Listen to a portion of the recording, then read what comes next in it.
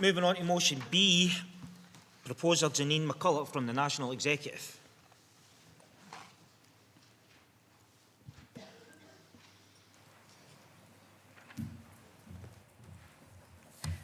Janine McCulloch, Delegate 23. Pupil well-being should be the top of every single school's agenda. Why? Because happy students learn more. I'm just going to throw this question out there. Could pupil well-being be the key to closing the gap? Today in the digital era, we cannot take pupil well-being as a given.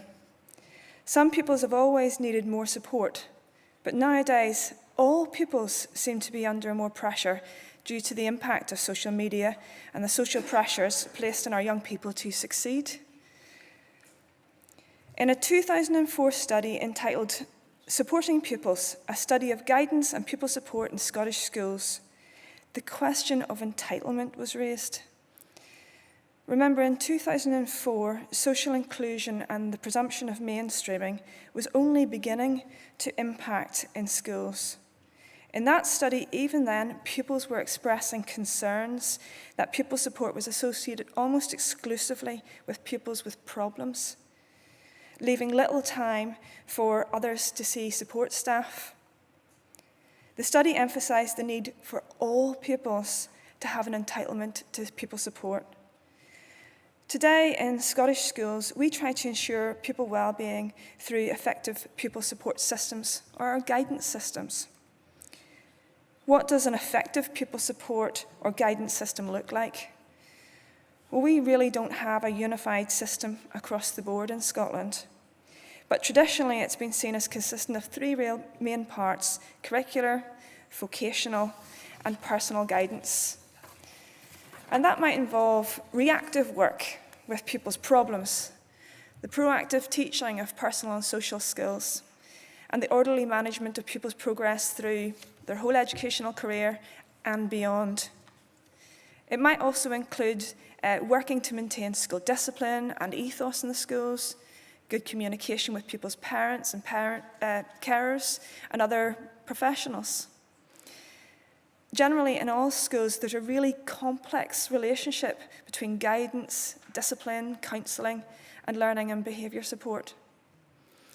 A recent SSTA survey has shown that due to financial pressures, many guidance and pupil support teachers are being prevented from undertaking their duties effectively, and also that there's a lack of understanding of the roles in terms of closing the attainment gap. Remember, I've already said, happy pupils learn more. Pupil support or guidance teachers can have caseloads of up to 250 pupils. And some of you, if you are a guidance teacher or a guidie, you might have more. Many of these pupils, our pupils, will go through their school lives with only ever needing their guidance teacher to monitor their attendance, their overall progress, help them with options choices, or post-school transition planning, and maybe give them the occasional pep talk. However, some pupils we know require significantly higher levels of interagency working. And that involves liaison with parents, social workers, psychologists, multiple meetings, multiple reports, child plans. It only takes 4 or 5 of these pupils in a pupil support teacher's caseload to significantly reduce their capacity to support a full caseload. Before efficiency savings, pupil support teachers with a high number of high-tariff pupils might have had their caseloads reduced, but that's definitely not the case today. We're also hearing from pupil support teachers that they're regularly being stretched right the way to their maximum teaching commitment, often with multiple examination classes and all the associated preparation and marking that goes with that. In the governance review, I'm also raising this, we've also got the expression being bandied around of flexible redeployment or flexible deployment of staff.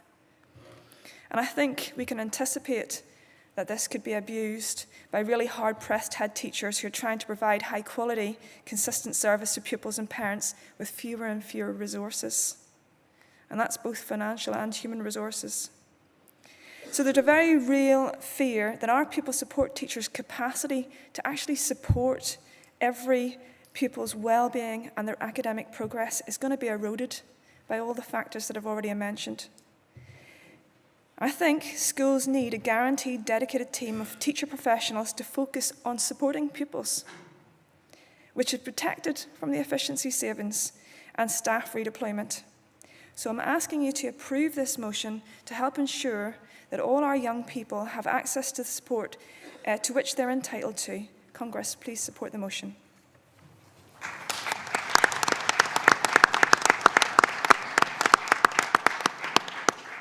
Are you seconding what?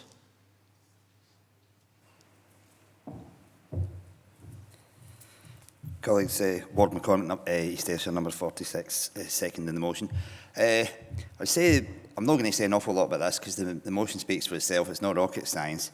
I went into guidance about maybe 8-10 years ago, and being a maths teacher, I worked at a few statistics.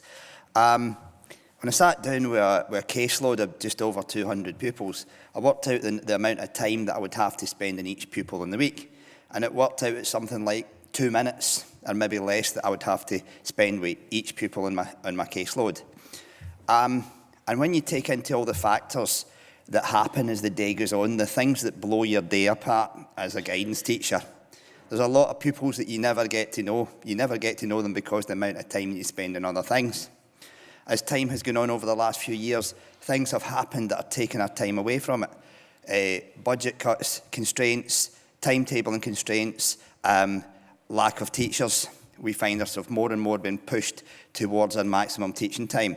Now, many local authorities have management structures that allow you a recommended management time, which is a minimum in local agreements on management time.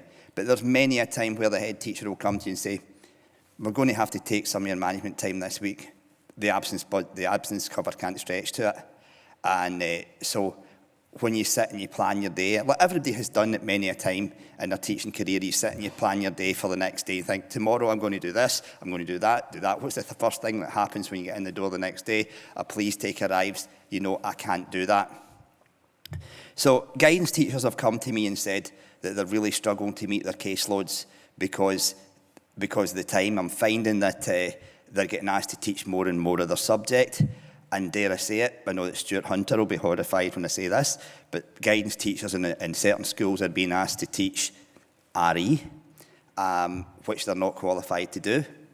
That's another issue, however. So we need some way of getting guidance teachers back to being what they are. When I went into guidance, I thought it's great to be able to get to know pupils on a different level, to be able to spend time with them. But as we all know, that doesn't happen. So we need to be able to get back to doing what guidance teachers are meant to do, and that's work with children. Please support the motion.